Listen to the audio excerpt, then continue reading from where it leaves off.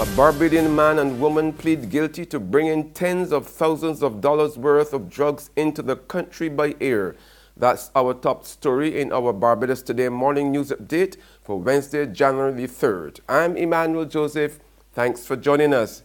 A Barbadian man and woman have pleaded guilty to bringing more than $120,000 worth of cannabis into this country through the airport in false bottoms of their suitcases. 36-year-old Antoinette Thomas of McLean's Road, Silver Sands, Christchurch, and 50-year-old Roger Holder of Kingston Crescent, Christchurch, will be sentenced on January the 11th following a pre-sentencing report. When they appeared before Magistrate Laurie Ann Smith Bovell yesterday, Thomas and Holder were released on a total of $12,000 bail to return to court to hear their fate. They had been slapped with 4 charges each, including trafficking and importation of cannabis. Founder of the Homeless and Vagrants Society of Barbados, Kimar Safri, says he is awaiting clarity from law enforcers on the circumstances surrounding the death of a 69-year-old homeless man whose body was discovered on the compound of the People's Mart Eagle Hall, St. Michael on New Year's Day.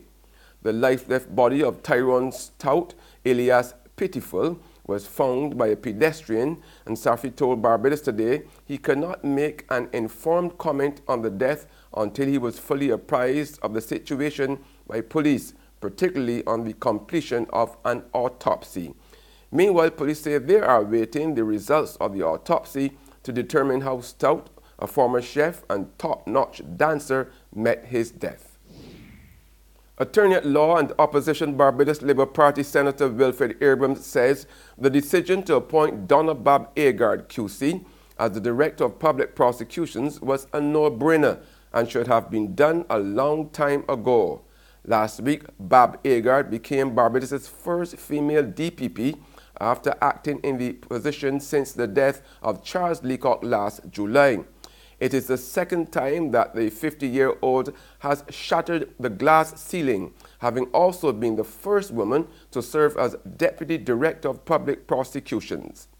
I entirely endorse the appointment of Donna Bob. This is one appointment that the government could have done a long time ago. You'd be hard-pressed to find any attorney in Barbados who would actually oppose Donna's appointment. When the previous director was there, Donna was effectively his right hand. And while she was acting, she assumed the role that it was almost a seamless transition. She is an exceedingly competent attorney. She is somebody whose integrity is beyond reproach. She has a very strong moral base, and I think that she's one of the people for whom the interest of justice is paramount. So Donna is not out there just to win cases or to prosecute and convict at all costs. Donna, in the true spirit of the Director of Public Prosecutions, or in true spirit of the bar itself, is more concerned to see that justice is done in every case. In sports, West Indies will have to win their final match of their tour of New Zealand today to avoid returning to the region empty-handed. So far, the Windies are winless in their 2 tests, 3 ODIs and 3 T20s, one of which was abandoned due to rain. There's regional and international news after this short break.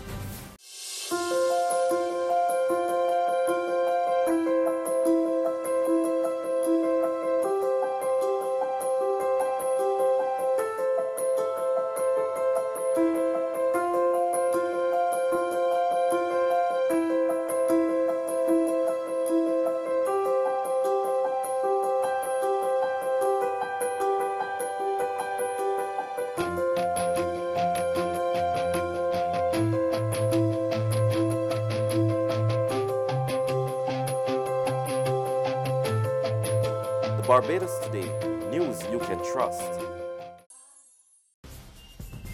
We're back with news from the region now. 5 people have been arrested in Trinidad after a pistol, bulletproof vest, and 2 wireless transmitters were seized by officers of the Northern Division Task Force during an anti-crime exercise in Arima yesterday.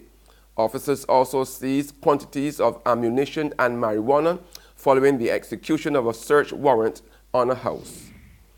On the international scene, Russia has issued a stern warning against foreign meddling in Iran. Moscow says unrest in Iran is an internal affair, but the U.S. and Israel both voiced praise for protesters. We take in this report from Euronews. Foreign governments have been watching events in Iran with concern.